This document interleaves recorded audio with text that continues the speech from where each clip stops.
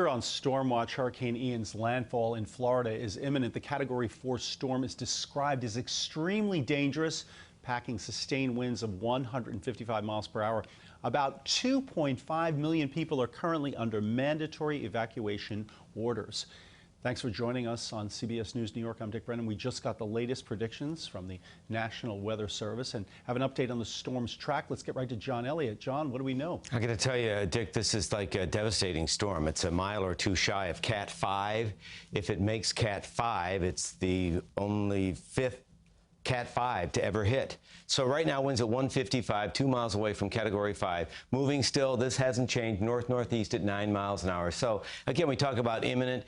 Tell that to the people in Fort Myers. Tell that to the people in Sanibel Island. I mean, they are being hit right now. So you can see, obviously, the brighter colors indicating the blinding rain, these rain bands coming in. Also in concert with that, they have these, 100 to 150 mile an hour winds, reports of some buildings being, small structures being wiped off the beaches around Fort Myers. This is eerily reminiscent of Charley right there into Port Charlotte. All of this pile up water. We're going to check in with one of the hard workers from Tampa.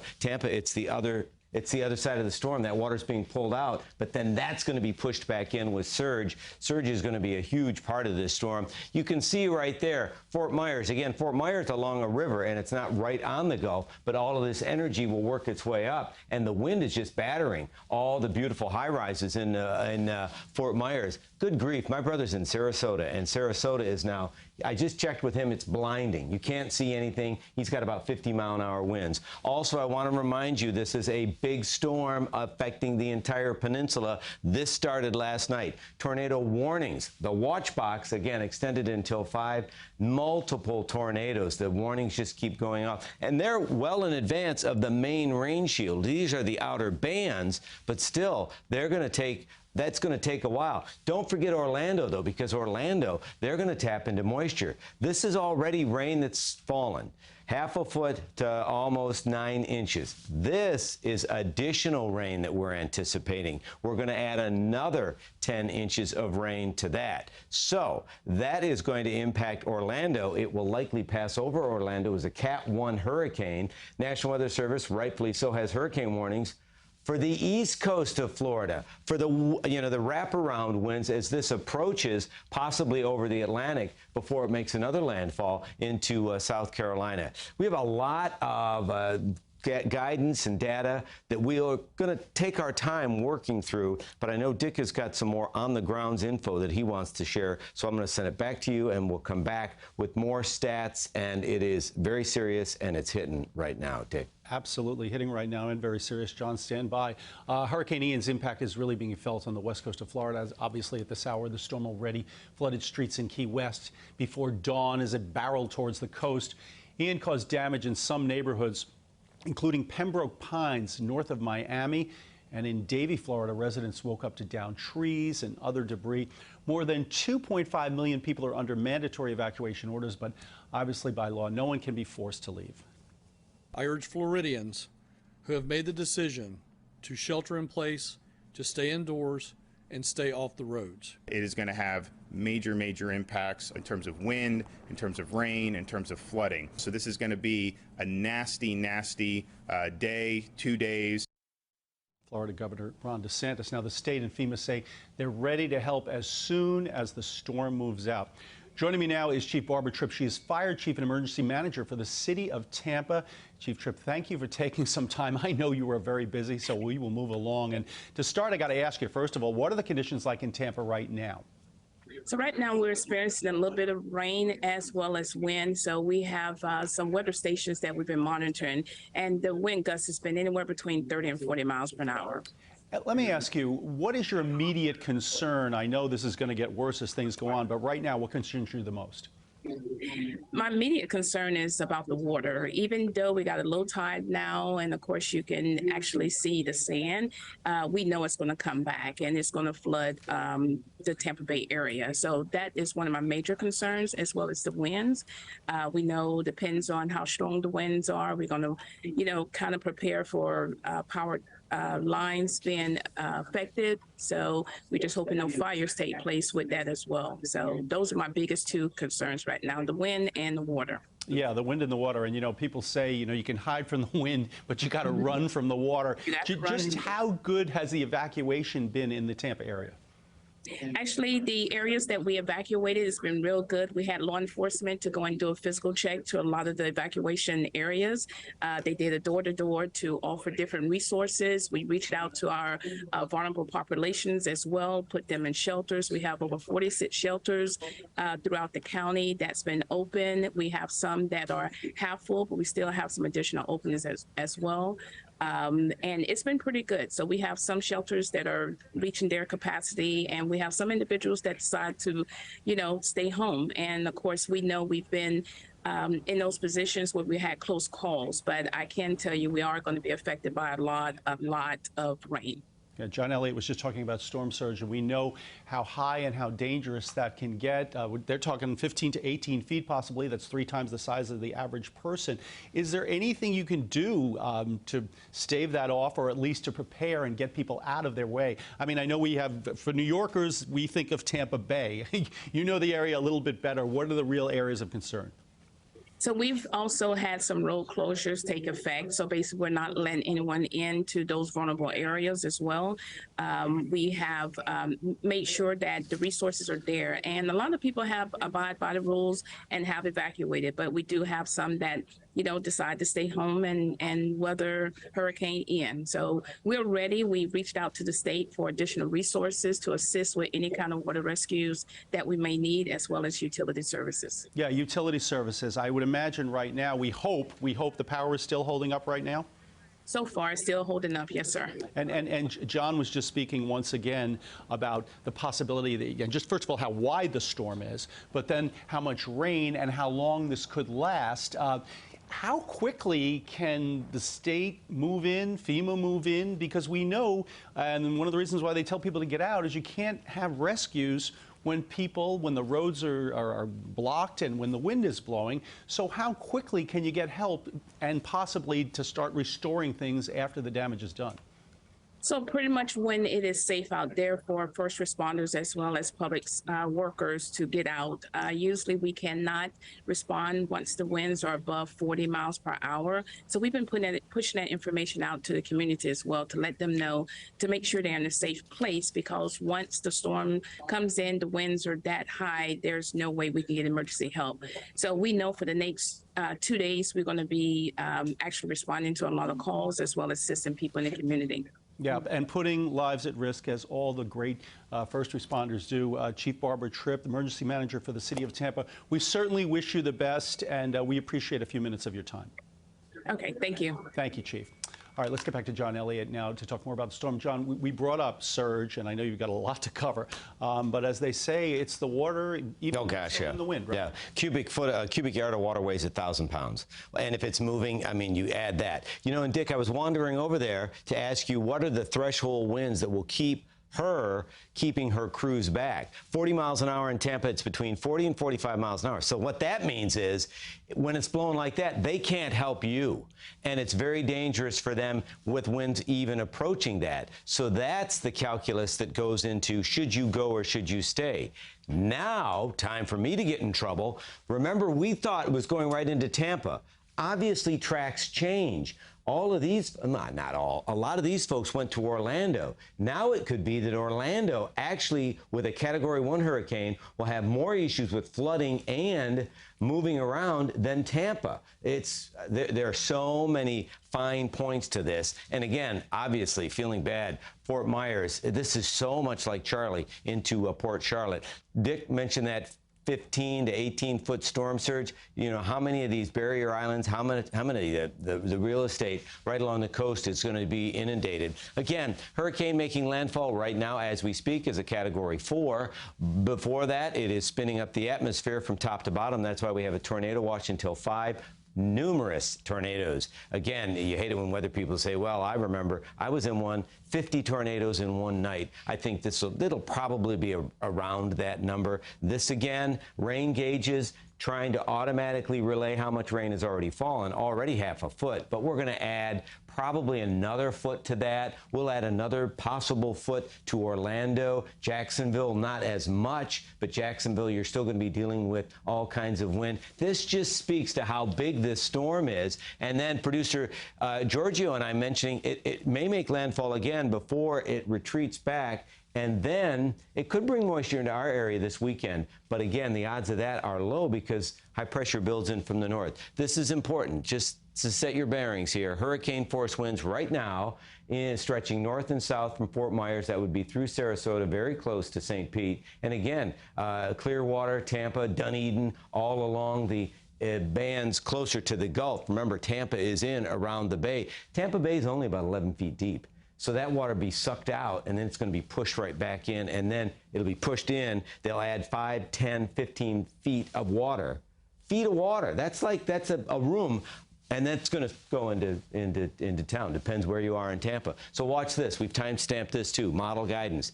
Here, see how this stays together. So, and I want to point out one other important thing. This is a slow mover. This is going to take a day to get over Florida. That lets the rain totals go up. That lets the wind continue to beat. And what that means is anything that's weak after a while will go. And that means more power outages. That means obviously flying projectiles. That means danger. But the impact to the power grid is going to be immense. So watch this. It's still basically, look at that. See, Jacksonville, you could have a tropical storm in Jacksonville for all intents and purposes, and then it winds its way back into Savannah. All that water in Savannah, not the 5 to 15 feet we'll see here, but they're going to have issues. Again, time stamping this is now tonight. So for hours it rains. This is now tomorrow morning. It is still raining. Finally, the hurricane blue skies come into Tampa, but then by Thursday night, it's still pouring along the East Coast. This is a brand new run that, as you go out in time, obviously the accuracy cannot be counted on as much because that one's actually bringing moisture in earlier. We're still thinking probably Saturday even stays dry.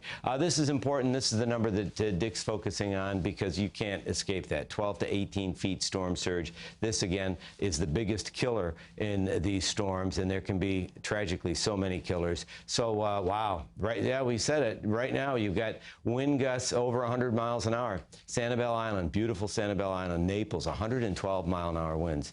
Again, we're going to be watching it. We have so many blessings to count in our area. One final note, Dick, and as you can see, we're just ad-libbing this. My wife had to evacuate Tampa yesterday.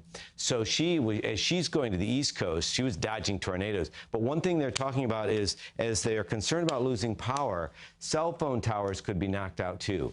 For your loved ones down there, right now, get an alternate landline if you can. And again, many people don't have landlines. If you can't get that, make sure you have some idea of what their plan is post-storm. So that means where are they going to be Thursday, Friday, possibly as late as Saturday before you can check back in. That's great advice, John. And by the way, I hope your wife has a family to go to, because a lot of people don't. They just have to go to, Well, here's the thing, and the talk was, well, you got to get out, you got to get out. And I feel for the people that went to Orlando thinking they're safe. I think Orlando's going to see major problems with rain, but, a hurricane. If it's not a hurricane, it's going to be 70-mile-an-hour winds. And again, we were talking about this earlier in the week. Don't let the cat fool you. Sandy was a Cat 1. Category is important to designate wind, and this is a brutal number as a Cat 4, but there are so many forces and factors and risks with this storm. And John, you mentioned the surge, and it's so important. I remember down at Katrina, which was, I think it came and grounded like at a 4, but it was right around there, 5-4.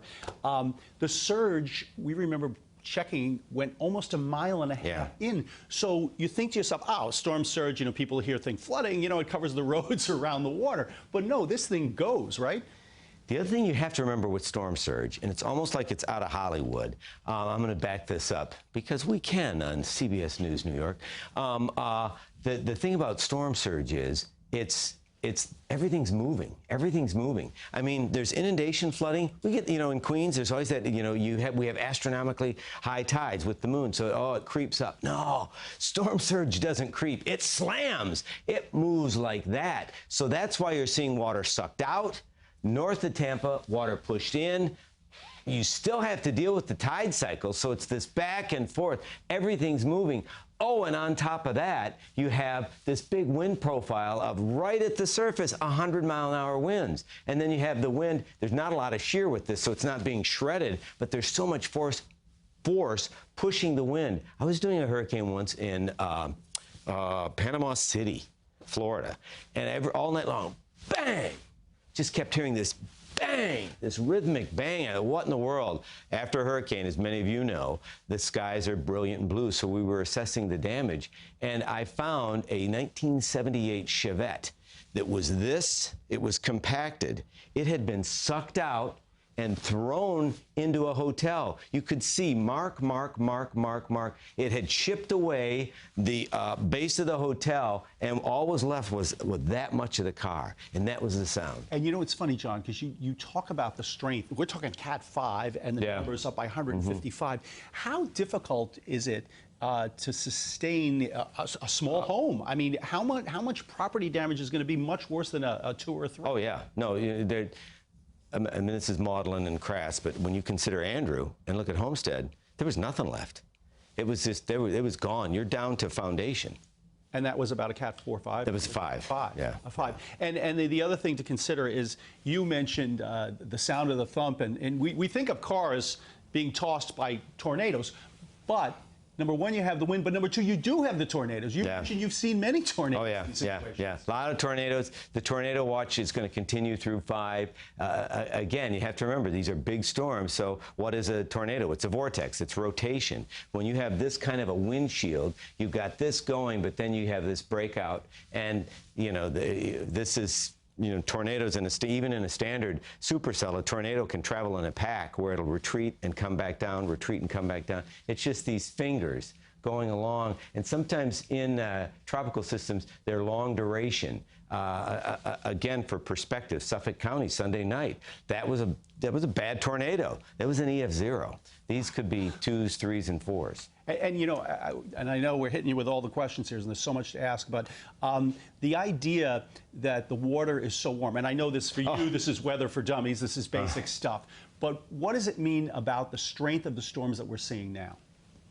Again, this is just like the irony is last Tuesday, I was sitting in the water right off St. Pete, and I walked into the water and I thought, man, I knew it was going to be about 80 degrees. It was like 87 degrees. 87? Yeah. Wow. So this is 85 to 90 plus.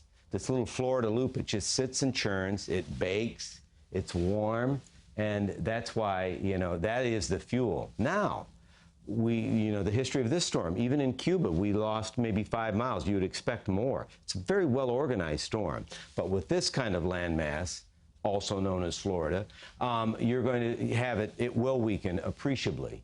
But still, it's still going to go from a Cat 4 to a Cat 1 and then to a tropical storm, and it's still going to bring in all kinds of moisture into parts of the southeast, too. And, John, there have been comments, and you know it better than I do, but the idea that there have been fewer hurricanes because of perhaps climate change, but the ones are more intense. Is that the way we're going? Well, and there's you know, that's subtle. That's a broad generalization, yeah. Sahara dust, though. There was that Saharan dust earlier in the year that just kind of capped off the formation of hurricanes. You're also hearing, because I mean, this is not, you know, I don't want to get too much in the tedium, but eye storms tend to be very violent storms. And everybody thinks, oh, that's just a novelty. No, there's a reason, because eye storms are, wait a minute, later in the season. So eye storms, typically, that's around September, and that's when you can get some of these violent storms.